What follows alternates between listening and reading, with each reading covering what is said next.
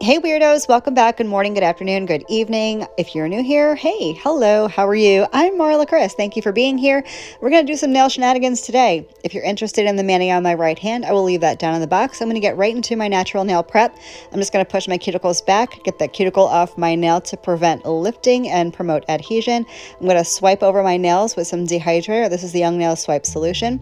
And then we're going to get into dip powder. I'm going to do some dip with gel liquids today. I did that in my last video too, so if you're getting sick of that, I'm sorry. I will have more dip liquids videos coming out soon, as I am recently now obsessed with the Sparkle & Co. low scent liquids. What you just saw me do was repair a small break I had in my nail. I put some base over it just to hold it together, and it stayed perfectly fine. For the record, I'm going to go ahead and activate that base so it's dry, and I'm going to buff over top of it just to make sure it's not sticky and it's nice and level to the nail.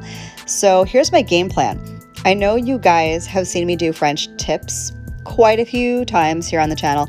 I will link a video for you down in the box if you're interested, or if you're wanting. I don't even know words anymore. I'm like a motor mouth today. If you want to see how I do a regular French dip on my nail, I will leave that in the box. Today we're doing French drips. I don't know why I was feeling in the mood. I was a little extra today, if I'm being honest. Okay, so I'm using Almond Cookie by Fairy Glamour. Forgive my hiccup. And I'm using Sparkle & Co. gel liquids. I do have peel base over my nails. That's what's shiny on my nail right now. I was trying a new peel base. I'm not going to talk about it because I don't like it. That is all I'm going to say about that. Anyway, I know I keep going back to the UNT. It's the only one that I really like on a consistent basis. Even though it does me dirty from time to time, I still always go back like a toxic relationship. So I'm getting that first layer of gel base on my nail. I'm going to clean up a little bit to get excess off my skin. And now I'm going to pour over the Almond Cookie right over the nail. I'm going to do 3 dips of this total. I'm doing all 4 nails at the same time. I am doing my thumbnail separately because I don't want that laying at an angle in the lamp. So I'm going to do 3 dips total, and we're not going to use clear dip powder. I know you guys have probably heard me preach on my channel about how important clear dip powder is, but not when you're using gel liquids. The two do not go well together, and I do not like the way it looks whatsoever. It can really distort your color, make it look grainy, cloudy, sandy, speckly, whatever you want to call it, but I don't like it. So instead of using clear dip powder, I'm going to go ahead and use gel base and gel top, which you're going to see me do here in a little bit. Again, repeating this step on every single one of my nails 3 times total. This will completely vary and depend on your personal nail shape, your nail length, your nail situation. My nails are usually this short. I call them short to active length, and this is what works for me. Dip and everything nail related is a super personal process, and you're going to have to find what works for you. What works for me may not work for you, and vice versa. So as you can see, I'm taking my orange wood stick and I'm cleaning around the cuticle and the sidewall area while the product is wet on my nail. This is super important. You want to get that cleaned up before you cure the product. Once you cure the product, the only option to get rid of that is filing, but you may already have instigated some lifting by leaving product on your skin like that. So definitely would recommend you clean up whatever product is spilled over into your cuticle or sidewall area before you cure. I've had a lot of people ask, and I did address this in the last video that I did, cure time for gel with dip powder. I always say minimum of 30 seconds. Any type of really opaque or really pigmented or really dark color, you're going to want to do an extra cure on.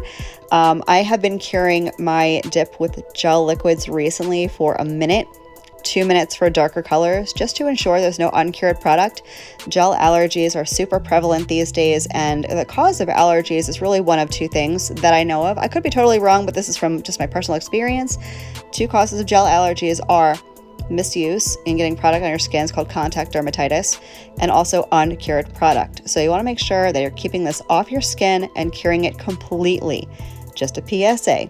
If you're allergic to gel liquids, I have a few good recommendations for hypoallergenic liquids. You can check out Dipalicious Nails. Her liquids are HEMA-free. Also, Light Elegance and Luminary. Both of those are hypoallergenic, so you can check them out. I will leave them down in the box for you guys in case you are interested in that. So now that I've gotten my 4 nails done, I'm going to go ahead and give that a cure. I did my thumbnail off camera. Now I can dust off excess. You don't want to do that beforehand because product is wet and you will gum things up completely. So encapsulation, as I mentioned earlier, we're not using clear dip powder. Dip powder is essentially acrylic for those of you who are unfamiliar with what dip powder is. So instead of using clear dip powder / acrylic, I'm going to use gel base and gel top, and that'll be my protective layer. So when I go to file and buff later on, which I'm going to do off camera, but I will leave a filing and shaping video down below for you guys. The base and the top coat will act as a barrier between your file and your color. So when you do file and buff your nail, you don't erase color pigment from the nail, because that can lead to patchiness and just uneven color, and it sometimes is not pretty. So I always like a layer in between my file and my pigment. This is what this does, and you can file right over it. I know it sucks sometimes to file over something that looks so pretty and shiny, but you're gonna top coat it again later, not to worry. After I finish this, I'm gonna cure for 1 whole minute, 60 seconds, and then we're gonna get into some nail art.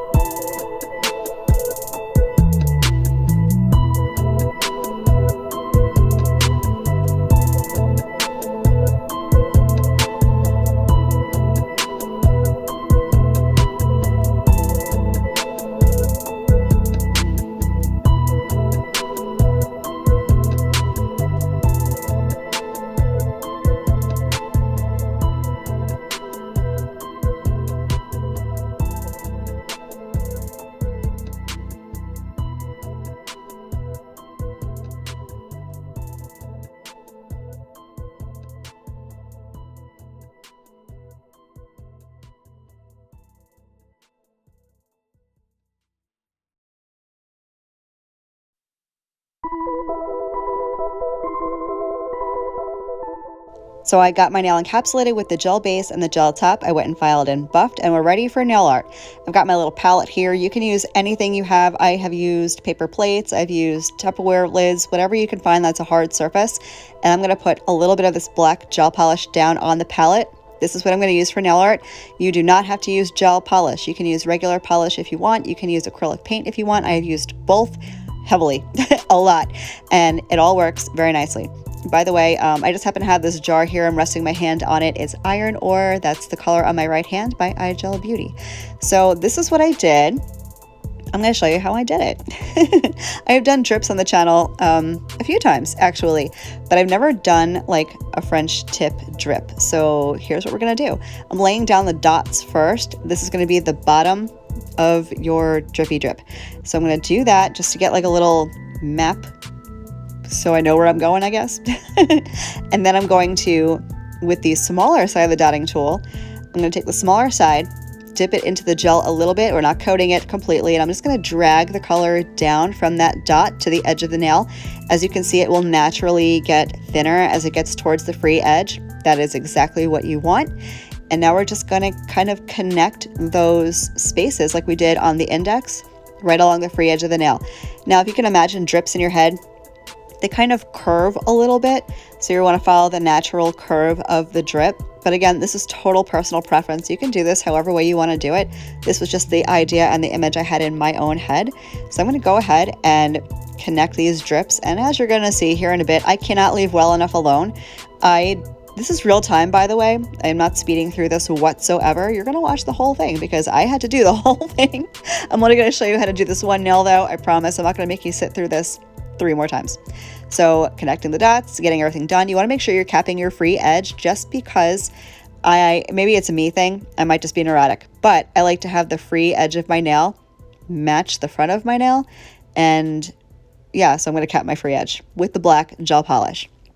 I just think it looks more cohesive on the nail as a whole, but that's a me thing. Again, neuroses over here. So I'm going to let you guys hang out and watch as I continue to mess and fuss with this one lousy nail, and I will come back for all my final, you know what, I'll come back probably for top coat. I might come back for top coat. I'll probably come back for top coat.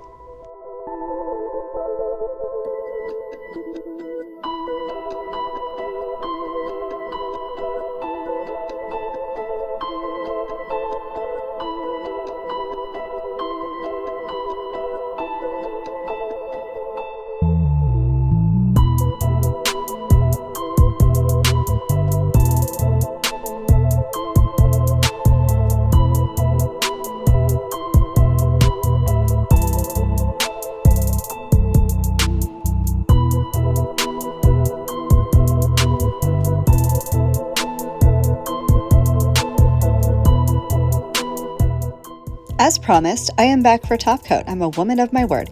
So I know you guys have probably heard me say a million times that if you're going to use gel top coat, you may want to consider using a primer so your gel top coat doesn't peel. And if you were using regular polish or acrylic paint, I would highly advise you use a primer. However, I did use gel polish to do the nail art, and gel polish when cured, I did cure every nail, by the way, for an entire minute. But when you're using gel polish, it has a natural inhibition layer. It's tacky. It'll grip onto your top coat. That's what it's meant to do.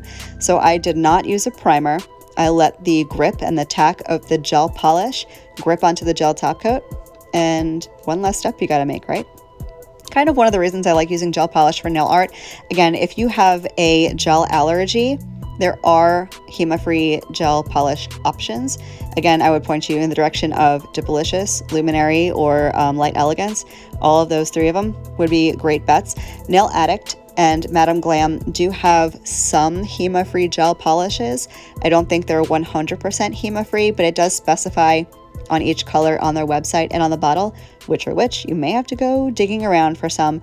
There are cheaper alternatives. There are lots of gel polish sets on Amazon, like Beetles, Model Ones, I Am Lee, you know, all those stuff. But I do not believe, and I could be wrong, someone please tell me if I am or not, I don't believe they're HEMA free, so just a cautionary about that. So I did go ahead and cure the top coat for a full minute. I did the thumbnail separately, of course, off camera, but here's the finished look. I'm going to go ahead and get my cuticle oil on, Candy Skincare per usual.